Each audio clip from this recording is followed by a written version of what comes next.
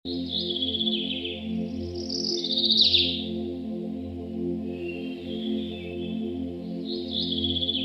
விட பெரியவர் ஒருத்தர் இருக்காரு, அவருக்கு விட்டுக்கொடு.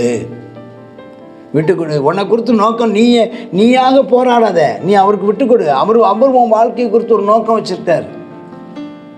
விட்டு கொடுத்துரு, சரணடைஞ்சிரு, அவர்கிட்ட போராடிட்டு கிடக்காத.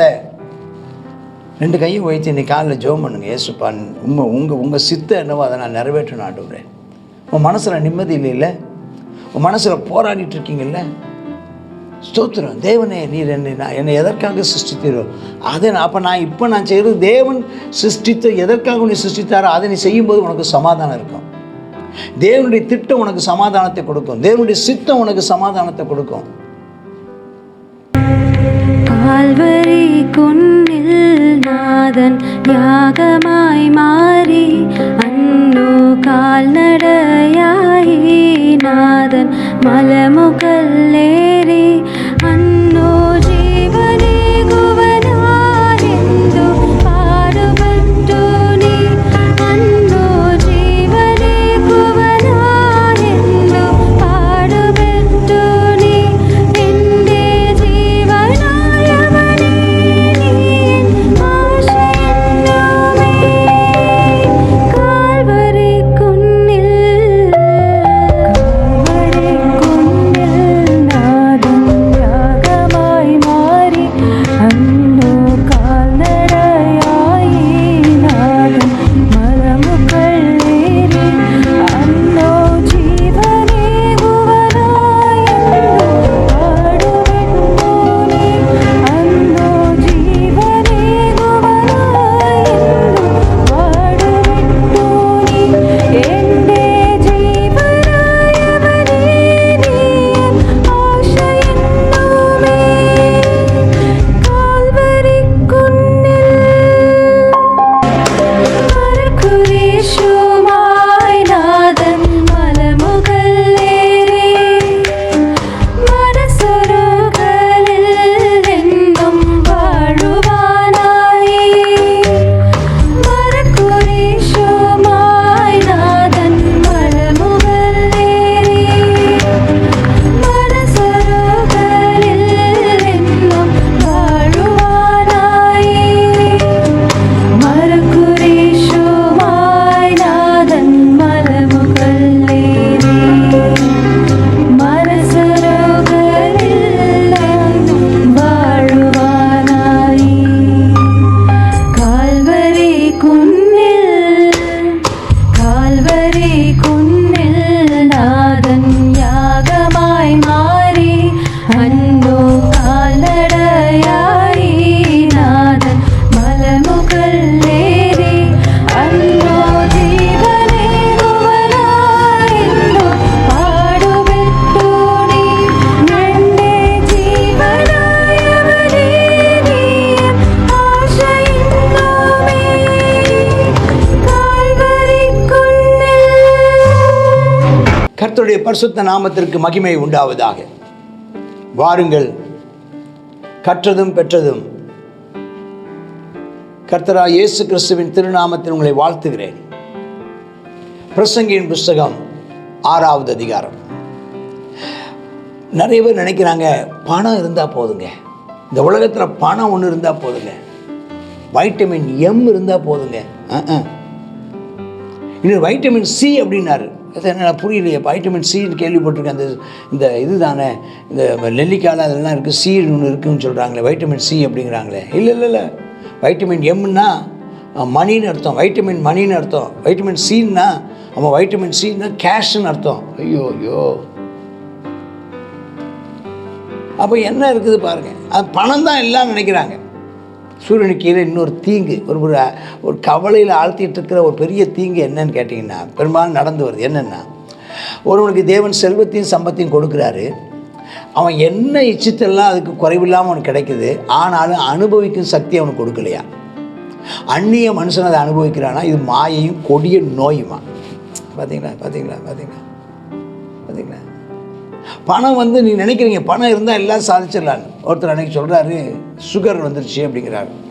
ஆமாம், அது பணக்காரங்களுக்கு வர்ற வியாதி இல்லை அப்படிங்கிறார். ப்ரெஷர் வந்துருச்சியா, ஐயோ அது பணக்காரங்க வர்ற வியாதி உங்களுக்கு ஏன் வந்துச்சு அப்படிங்கிறாங்க.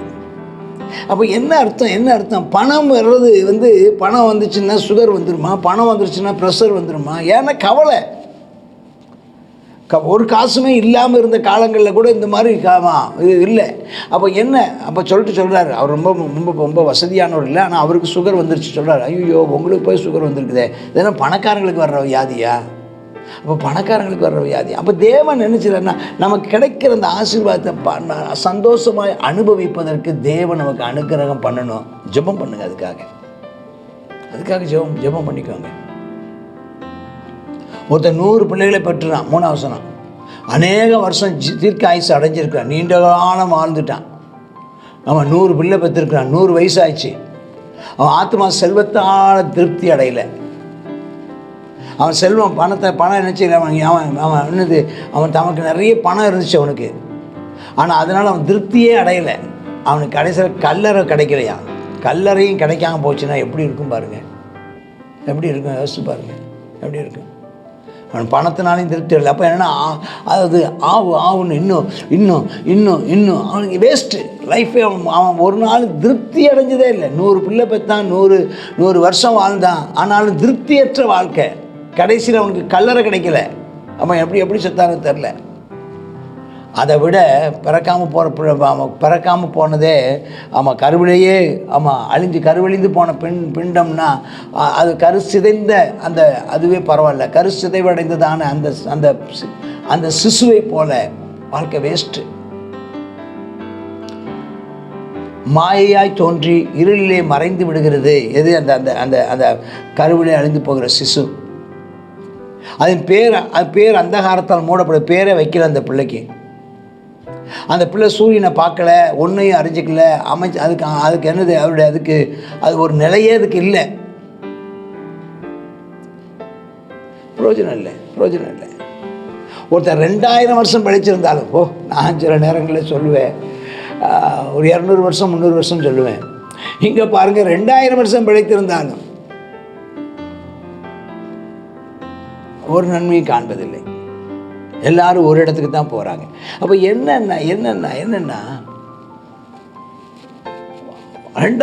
ஆண்டுகள் ஒரு ஆசீர்வாதத்தை அனுபவிக்காமல் இருப்பது உண்மையிலே அது ஒரு கொடுமை. ஆனால் கர்த்தர் உங்களுக்கும் எனக்கும் ஆமென் சோத்திரம் மகிமையான சில ஆசீர்வாதங்களை, செல்வத்தை கர்த்தர் தந்திருக்கிறாரே, அதற்காக நன்றி சொல்லுங்கள். மக்கள் செல்வம், குழந்தை செல்வத்தை கர்த்தர் தந்திருக்கிறாரே, நன்றி சொல்லுங்கள். உனக்கு ஒரு உண்ண உணவும் உடுக்க உடையும் இருக்க இடத்தையும் தந்திருக்கிறாரே, அதற்காக ஆண்டவருக்கு நன்றி சொல்லுங்கள். ஆமென் ஸ்தோத்திரம். இருக்க கொஞ்சமாக இருந்தாலும் ஆமென் ஆண்டவருக்கு நன்றி சொல்லி சந்தோஷமாய் புசித்து திருப்தியாக இருங்கள். அப்போ திருப்தியாக இருக்கிறது ரொம்ப பெருசுங்க. கொஞ்சத்தில் திருப்தியாக இருங்க. மனுஷன் படும் பிரயாசம் எல்லாம் வாய்க்கு தானேங்க. இன்னும் சொல்லப்போனால் வயிற்றுக்கு தானே, வாய்க்கும் வயிற்றுக்கு தானே. ஆனால் மனசை பற்றி நினச்சி பார்த்தீங்களா? மனசுக்கு நிம்மதியாக திருப்தி இல்லையே. அப்படி இருக்க வேண்டாம். அப்படி இருப்போம் வேண்டாம். மனதுக்கு எப்போ திருப்தி கிடைக்கும்? தேவனை தேடு. மனதுக்கு சமாதானம் தருகிறவர் தேவன். இயேசு கிறிஸ்து ரட்சிப்பை தருகிறவர் இயேசு கிறிஸ்து. பாவிக்கு ஆமென் சோத்திரம் துன்மார்க்கனுக்கு சமாதானம் இல்லை, திருப்தி இல்லை. உலகம் உனக்கு திருப்தியை தராது. உன் பணம் உனக்கு திருப்தியை தராது. ஆமாம், உலக ஆசாபாசங்கள் உனக்கு திருப்தியை தராது. பாவ சுபாவ இன்பங்கள் உனக்கு திருப்தியை தராது. இப்போ என்ன லாபம்? இதெல்லாம் தேடிட்டு என்னது? மூடனை பார்க்கல ஞானிக்கு உண்டாகும் மேன்மை என்ன? மூடனை மதிக்கேடவங்களாம் இருக்காங்க உலகத்தில், ஞானம் உள்ளவங்க இருக்காங்க. 2 பேர்த்துக்கு என்ன வித்தியாசம்னா ஸ்தோத்திரம், என்ன வித்தியாசம்? ஜீவனுள்ளோருக்கு முன்பாக நடந்து கொள்ளும்படி அறிந்த ஏழைக்கு உண்டாகும் மேன்மை என்ன? தேவனுக்கு உண்பதாக. அதான் முக்கியம். மனிதர்களுக்கு உண்பதாக நாம் சரியானபடி நடந்து கொள்ள கர்த்தர் கிருபை நமக்கு தருவாராக. ஆசையானது அலைந்து தேடுது. கண் கண்டதே மேல். இதை விட பெஸ்ட் இருக்கா? ஸ்தோத்திரம் சொல்லணும், பார்க்கணும். இதை விட நல்லது. அவன் ஒரு இடத்துலையுமே அவன் வாழ்க்கை என்ன செய்வதில்லைன்னா அவன் ஒன்றுமே அவன் நிலை கொள்வதில்லை. அவன் அலைஞ்சிட்டே இருக்கான். இதை விட பெஸ்ட்டானதை பார்க்கணும், இதை விட பெஸ்ட்டு. ஒரு வேலை வேண்டாம், இல்லை இந்த வேலையை விட நல்ல வேலை பார்க்கலாம், இந்த சம்பளத்தை விட கூடின சம்பளத்துக்கு வேலை பார்க்கலாம். இவன் ஒரு நாளும் ஒரு வேலையில் இவன் செட்டில் ஆக போகிறதே இல்லை. கடைசியில் இவனுக்கு இப்போ கடைசியில் பரவாயில்ல, விட்டுட்டு வந்த வேலையாவது நல்லா இருக்குமே, அதுக்காவது போவன்னு பார்ப்பான். அந்த வேலை இல்லாமல் போயிடும். போட்டும் 10வது வசனம், இருக்கிறவன் எவனும் தோன்று முன்னமே பேரிடப்பட்டிருக்கிறான். அவன் மனுஷன் என்று தெரிந்திருக்கிறது, தன்னிலும் பலத்தவரோடு போராட அவனால் கூடாது. என்னென்னா, ஒவ்வொரு காரியமும் தேவனாலே நியமிக்கப்பட்டிருக்கு. அது எந்த ஒரு புஸ்தகமும் நீங்கள் இந்த ஒரு வசனத்தை வச்சு பார்க்காதீங்க. முழு பிரசங்கி 1ஆம் அதிகாரத்துலேருந்து பாருங்கள், 12ஆம் அதிகாரம் வரைக்குமே முழு விவரத்தையுமே தெரிஞ்சு தான் இந்த 10ஆம் வசனத்தை நீங்கள் விளக்கம் சொல்லணும். இருக்கிறவன் எவனும் தோன்றும் முன்னமே பேரிட முன்னே கர்த்தர் உலக தோற்றத்துக்கு முன்பதாகவே கர்த்தவனை தெரிந்து கொண்டிருக்கிறார். அல்லேலூயா. தேவன் நம்மை அவருடைய பாதையில் அவர் நம்மை எதற்காக சிருஷ்டித்தாரோ அதை அவர் நிறைவேற்றுவதற்காக நம்மளை ஆயத்தம் பண்ணி வைத்திருக்கிறாரா.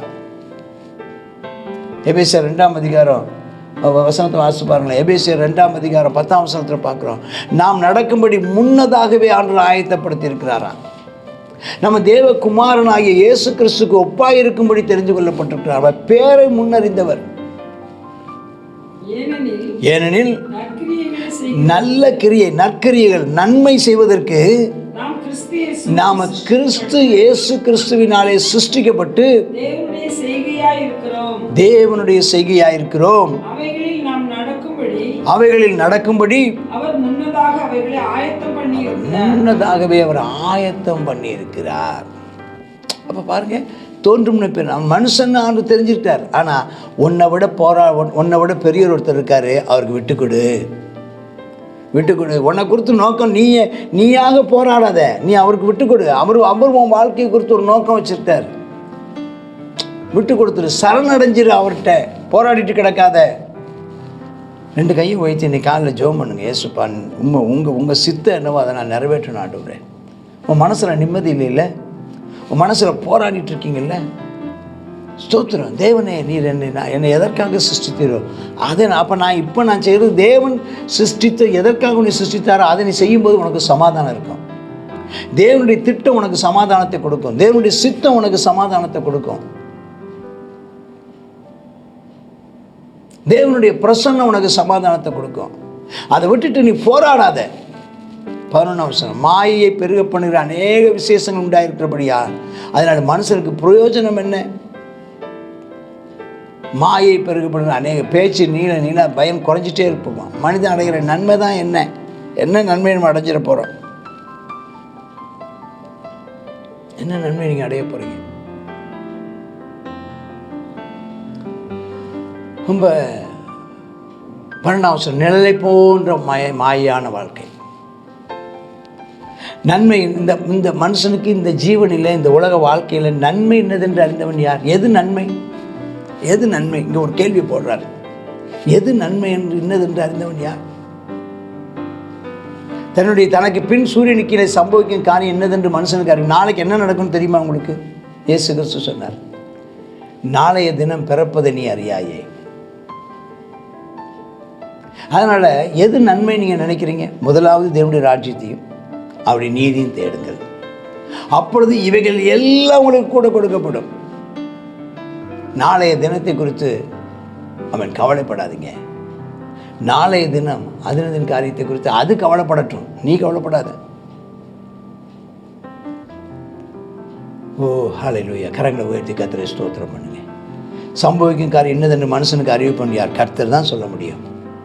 ஆண்டவரே, நான் இந்த உலகத்தில் நம்ம இருக்கிற காலமெல்லாம் நன்மை செய்வது அல்லாமல், கர்த்தர் நமக்கு தந்த ஆசீர்வாதத்தை அனுபவிப்பது அல்லாமல், நமக்கு தந்த ஆசீர்வாதத்தை நாம் அனுபவிக்க மட்டும் மற்றவங்களோடு கூட பகிர்ந்து கொள்வதும் அல்லாமல் வேறு என்னத்தை நம்ம செய்ய போகிறோம்? நன்மை செய்யவே கர்த்தர் நம்மை அழைத்திருக்கிறார். நற்கிரிகள் எந்த நன்மை செய்வதற்காக? தேவனுக்கு பயந்திருங்கள், நீதியை செய்யுங்கள், நியாயத்தை செய்யுங்கள், இயேசு கிறிஸ்து மேல் விசுவாசத்தை வையுங்கள், மக்களுக்கு இரக்கம், நீதி, இரக்கம், விசுவாசம், தேவ பக்தி, தேவ ராஜ்யம், மனுக்குலம் நன்மை செய்ய நன்மை செய்ய கர்த்தர் உன்னை உருவாக்கியிருக்கிறார். நீங்கள் நன்மை செய்கிறவர்கள் என்று அறியப்படுங்கள். கர்த்தர் உங்களை ஆசீர்வதிப்பாராக. ஆமென். பிரசங்கி 6வது அதிகாரம். இந்த 6வது அதிகாரத்தில் மறுபடியும் அதுதான் திரும்பியும் சொல்கிறேன். நம்மளுக்கு கொடுத்த ஆசீர்வாதத்தை அனுபவிக்கிறதுக்கு அநேகருக்கு கொடுத்து வைக்கல. நல்ல பெரிய வீடு கட்டுறாங்க, ஆனால் அந்த கிரகப்பிரவேசம் பண்ணுறது கூட உயிரோடு இருக்க மாட்டாங்க. நிறைய சம்பாதிப்பாங்க, ஆனால் அந்த அனுபவிக்கிற அந்த நாளில் அவங்களால நினச்சி முடியாததை அனுபவிக்க முடியாமல் போயிடும். இன்றைக்கி நமக்கு கர்த்தர் நினச்சிக்கணும், கொடுத்த ஆசீர்வாதத்தை அனுபவிப்பதே அது ஒரு பெரிய கிருபை. கர்த்தருடைய கண்கள் நமக்கு என்ன செய்யணும், அவன் தயை கிடைக்க பண்ணணும். அதே போல் அவன் எல்லா மனுஷனும் படுகிற பிரயாசம் எதுக்கு தான், அவனுடைய வாய்க்கு தான். அதனால் படுகிற பிரயாசத்தை நம்ம என்ன செய்யணும், அவன் அனுபவிக்க கர்த்தர் நமக்கு கிருபை தருவாராக. ஆசையானது அலைந்து தேடுகிறது பார்க்கிலும் கண் கண்டது நலம் என்று சொல்வார். எட்டாத பழத்துக்கு என்ன செய்யக்கூடாதான், கொட்டாய் விடக்கூடாதான். ஆகையினால் நம்ம என்ன செய்யணும், இருக்கிறதுல திருப்தியாகி கர்த்தர் எனக்கு எதை தருகிறாரோ அதில் நம்ம சந்தோஷமாக இருக்க கர்த்தர் நமக்கு கிருபை தருவாராக. மனுஷன் தண்ணிலும் பலத்தோரோடும் போராட முடியாது. தேவன்கிட்ட போய் நம்ம என்ன செய்ய முடியாது, நமக்கு ரொம்ப போராடி என்ன செய்யக்கூடாது, நம்முடைய விருப்பத்தை நிறைவேற்ற அவரிடத்துல சொல்லக்கூடாது. கர்த்தர் நமக்கு என்ன சொல்கிறாரோ அதை செய்யணும். நம்முடைய விருப்பத்தை நிறைவேற்றி தான் ஆகணும்னு சொல்லி என்ன செய்ய முடியாது. அவர் நம்மிலும் பலத்தவர். ஆகையினால அவரோடு போராடாதபடிக்கு அவருடைய சித்தத்துக்கு ஒப்பு கொடுப்பது நல்லது. நாளைய தினத்தை நாம் அறியோம். ஆகையினால நாளைக்கு என்ன நடக்குங்கிறத நாளைக்கு பார்க்கலாம். இன்றைக்கே நினச்சக்கூடாது, ரொம்ப ஆசை வச்சு அதில் ஏமாந்து போயிடக்கூடாது. கர்த்தர் அந்தந்த நாளில் அதன் காரியத்தை நேர்த்தியாய் செய்து முடிப்பார். ஜெபம் பண்ணுவோமா?